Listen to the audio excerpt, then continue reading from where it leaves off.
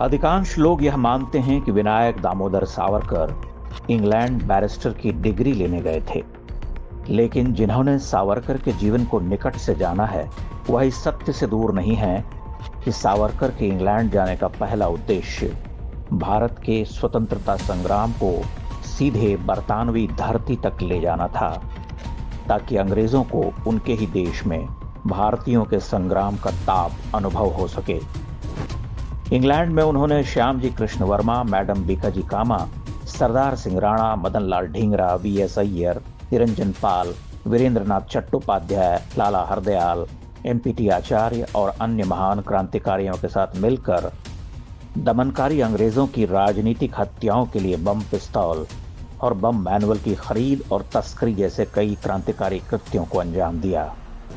उन्होंने इतालवी क्रांतिकारी जोसेफ मेज़नी की जीवनी और 1857 के विद्रोह पर महान पुस्तक को लिखकर क्रांतिकारी आंदोलन के लिए एक विशाल और महान बौद्धिक निधि के निर्माण में सहयोग प्रदान किया। वास्तव में यह सावरकर ही थे जिन्होंने सबसे पहले the first war of Indian independence के मुहावरे को गढ़ा और ब्रिटिश अभिलेखागार में उपलब्ध दस्तावेजों के भारतीय दृष्टिकोण से व्यापक शोध के बाद फिर से लिखा।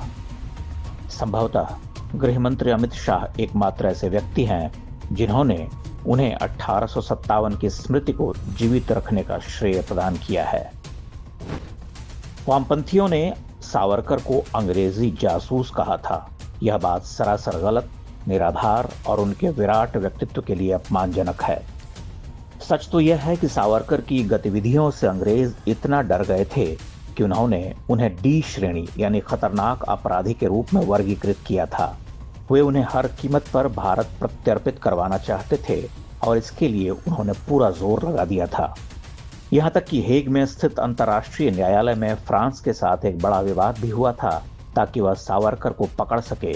उन्हें बिना किसी ज्यूरी या अपील की सुविधा के एक दोषपूर्ण न्यायिक प्रक्रिया के बाद उम्र कैद के दोहरे दंड के तहत अंडमान की कुख्यात सेलुलर जेल में 50 साल के लंबे अंतराल तक की सजा दी गई थी। अंडमान जेल में सावरकर और कई अन्य राजनीतिक कैदियों के साथ किए गए अमानवीय और बर्बर अत्याचार तो अब ऐतिहासिक रिकॉर्ड में अंकित हो ही चुके हैं। सावरकर द्वारा जिस क्षमादान की मांग की गई थी और जो उनके खिलाफ दुष्प्रचार करने के लिए अक्सर प्रयुक्त होता है, वैसी याचिकाएं उस दौरान सभी राजनीतिक कैदियों के लिए उपलब्ध एक सामान्य व्यवहार था। इसका उपयोग करने वालों में बारिन घोष और शचीन्द्रनाथ सान्याल भी थे। सावरकर अपनी याचिकाओं के द्वारा एक तरह से अन्य कैदियों के लिए प्रवक्ता के रूप में काम कर रहे थे और उनमें से कई याचिकाओं में सभी के लिए एक सामान्य माफी, खासतौर पर प्रथम विश्व युद्ध को देखते हुए मांगने के बारे में लिखा गया था।